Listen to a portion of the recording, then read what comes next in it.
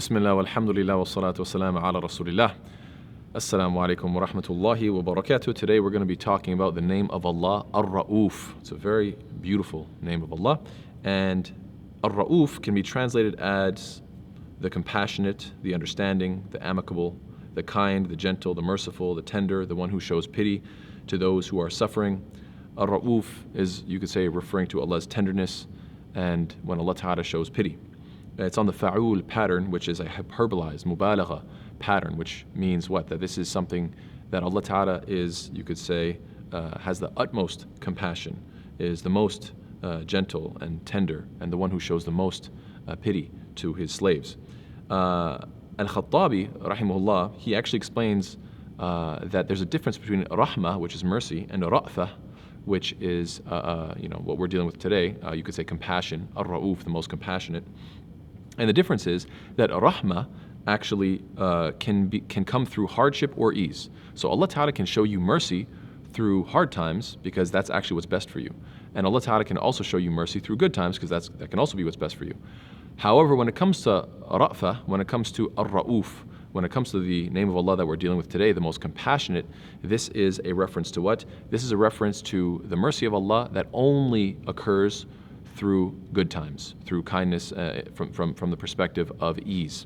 And the evidence for this is actually when Allah Ta'ala says, بَعْدَ أَعُوذُ بِاللَّهِ مِنَ الشَّيْطَانِ الرَّجِيمِ الزَّانِيَةُ وَالزَّانِي فَاجْلِدُوا كُلَّ وَاحِدٍ مِّنْهُمَا مِئَةَ جَلْدَةٍ وَلَا تَأْخُذْكُمْ بِهِمَا رَأْفَةٌ فِي دِينِ اللَّهِ. That Allah says that when it comes to the unmarried woman or man that is found guilty of sexual intercourse, of zina, of fornication, then lash each one of them with 100 lashes, and do not be taken by pity for them.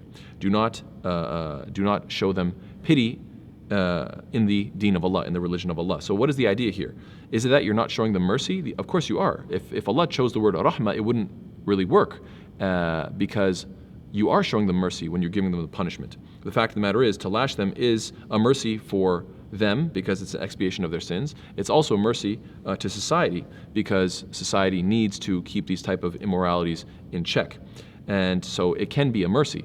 But like we said, ra'fah or compassion, Ar-Rauf, Allah Ta'ala the most compassionate, this is only going to be shown through ease. So Allah Ta'ala specifically said, look, don't show them this type of compassion thinking that the best thing to do is to not lash them. No, the fact is if they committed the crime, then you should lash them and don't be overtaken by pity.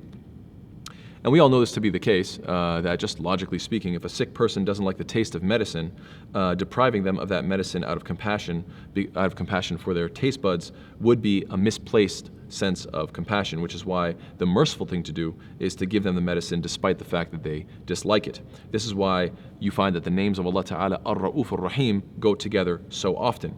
The idea here is what? That Allah Ta'ala is lovingly merciful through blessings and through trials. So Ar-Rauf could be, is restricted to the good times, and Ar-Rahim can be Allah Ta'ala's mercy that shows up both in good times and in bad times. So subhanAllah, this is who Allah Ta'ala is, Ar-Rauf Ar-Rahim.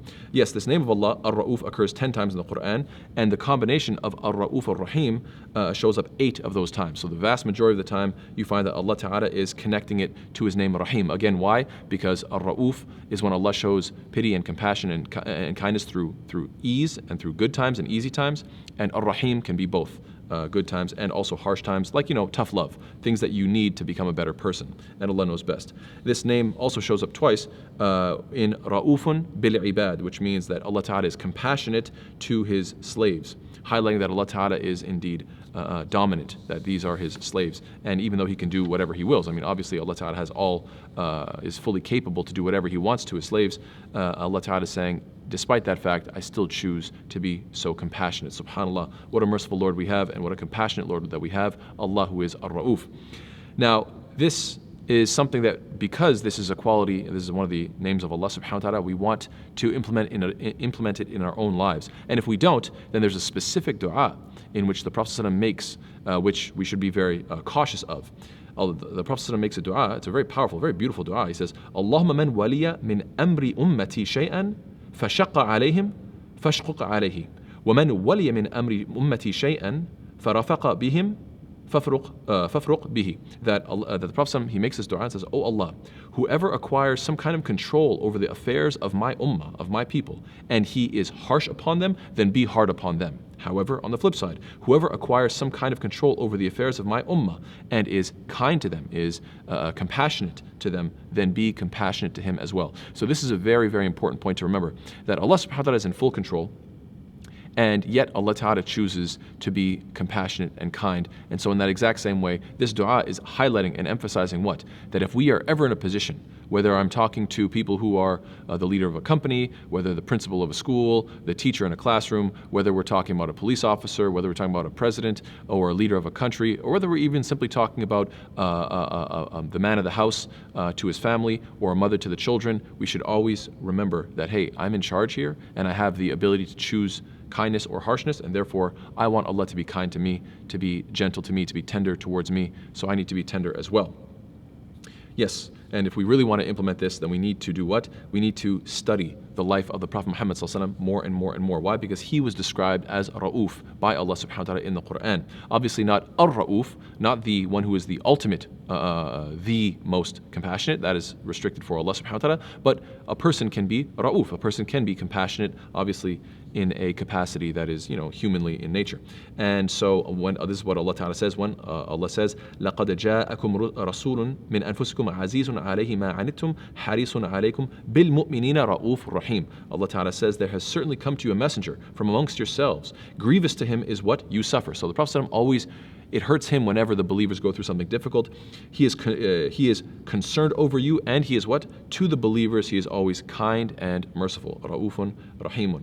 So if we want to bring this quality into our lives, if we want Allah Ta'ala to have pity and mercy on us, then we need to be ourselves showing compassion to those who are underneath our care. And one of the best ways to do this is to learn more and more and more about the life of the Prophet ﷺ, and learn how the Prophet ﷺ was compassionate with the believers, with women and children, with his own servants, with even animals, subhanAllah, and even to the point of with enemies when he had the upper hand over them. Obviously, if it's enemies that are attacking, you don't show mercy, you have to defend yourself. But once you get the upper hand, subhanAllah, the Prophet ﷺ showed compassion in so many instances. So yes, we also have to be very gentle and compassionate and kind in da'wah.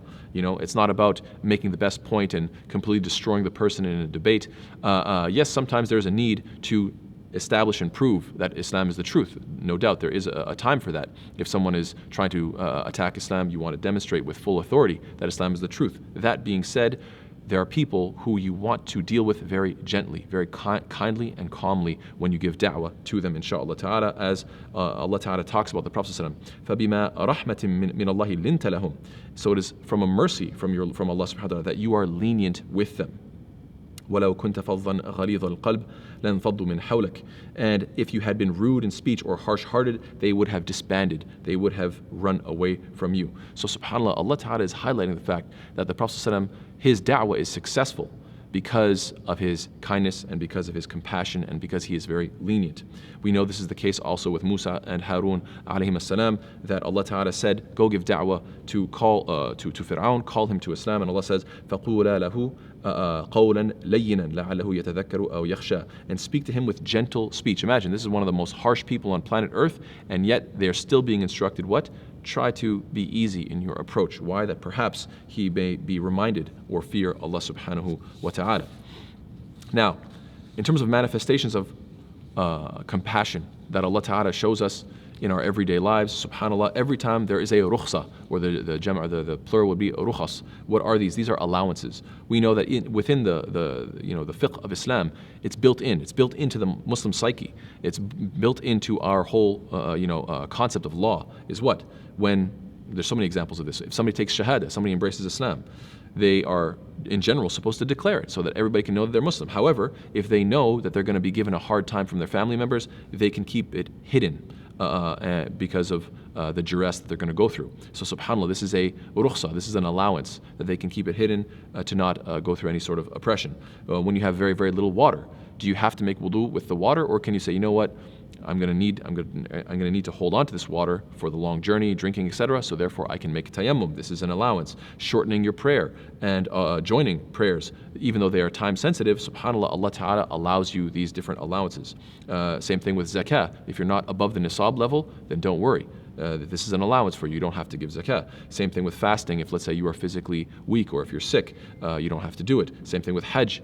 So you see in all of all the 5 pillars of Islam, the shahada, the salah, the zakah, the fasting, the sawm, and the hajj, you see all 5 of these you find that there are allowances. If the person can't afford it, if the person's not physically able, he doesn't have to make hajj. So subhanAllah, throughout our deen, you find these allowances, which is showing what? Tenderness and compassion, even for the basics, the pillars, the things that make you a Muslim, subhanAllah. And we have to ask ourselves, if we are compassionate, is that coming from within, or is that motivated from outside of ourselves? And what do I mean by this? Well, most of us will be kind to others if those people are kind back, if our kindness is appreciated, if there is some sort of reciprocation going on, meaning our kindness is actually dependent upon others. It's not self-generated. Whereas other people, they don't require that validation from others. It is actually self-driven. So which category do I or do you, which category do we fall into? Well, Allah Ta'ala has a very powerful ayah which we always should think about. Allah says what? إِنَّمَا نُطْعِمُكُمْ لِوَجْهِ اللَّهِ لَا نُرِيدُ مِنْكُمْ جَزَاءً وَلَا شُكُورًا. Allah says what? That the believers are those who, they say what? We feed you, we feed those who are in need. We feed you only for the face of Allah. We don't do it for any other reason. We do it only for the face of Allah. لَا نُرِيدُ مِنْكُمْ جَزَاءً. We don't want any reward from you. وَلَا شُكُورًا. I don't even want you to say thank you. SubhanAllah, I think most of us can acknowledge and admit that if we do something nice to somebody, we don't want maybe a lot of praise, but it would be nice if they say thanks. But imagine having the attitude, I don't even want this person to say thank you because that might change my intention. I want this to be only for Allah's sake. I don't even want to hear a thank you. I'm going to give it to you. Please don't say a word. I don't want to hear anything. SubhanAllah. This is when you know that your compassion is what? It's self-generated, and this is how we want to be. We don't want our compassion to be, dependent or limited to only, reciprocation and so forth. And yes, we need to know that if you don't have these qualities of ra'fa, if you can't be described as Ar-Rauf, or somebody who has compassion towards others, then subhanAllah, you are lacking goodness in general. As the Prophet ﷺ says, what? من يحرم الرفق يحرم الخير. That he who is deprived of tender feelings and tenderness and kindness, then this person is deprived of all good. So goodness is always going to be associated with some level of kindness, tenderness, and patience towards others. The Prophet ﷺ said what? إن الرفق لا يكون في شيء إلا زانه ولا ينزع من شيء إلا شانه. That kindness is not to be found in anything except that it beautifies it. It adds to its beauty. And it is not withdrawn from anything except that it makes it defective. So subhanAllah, we don't want any of our deeds to be defective. We always want to increase more and more beauty in what we do.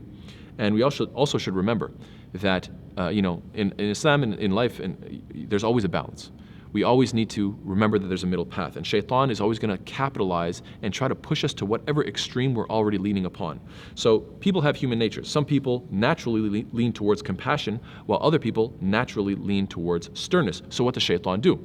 Shaitan observes human beings, and he will beautify harshness to stern people till they become more and more and more extreme in their exclusion and in their condemnation. And furthermore, shaitan will beautify softness and compassion to people who have naturally that type of compassion, until they are no longer displeased by what is displeasing to Allah. So what I'm trying to say is this: yes, being compassionate and kind and merciful is definitely necessary and important. That all being said, you don't want it to get to the point where now you see things that are haram, you see things that are displeasing to Allah, and it doesn't even have an effect on you. Why? Oh, because I'm so compassionate. No, this is a misplaced sense of compassion. Embracing the forbidden due to a misplaced sense of compassion is what's very popular, unfortunately, in a type of liberal society, and this is something that we need to be very careful of. And we also have to be careful of both extremes. The harsh people becoming more and more harsh, the liberal-minded or the soft people becoming more and more soft. Usually one extreme breeds the other, and then both sides are pointing to each other and bunkering down and living in their own echo chambers. We want to be people of what? Ummatul wasata. We want to be people of the middle path. So may Allah subhanahu wa ta'ala forgive us for our shortcomings, and may Allah subhanahu wa ta'ala make us of people of the middle path. Ameen ya Rabbil Alameen. Jazakallah khair. Wassalamu alaikum wa rahmatullahi ta'ala wa barakatuh.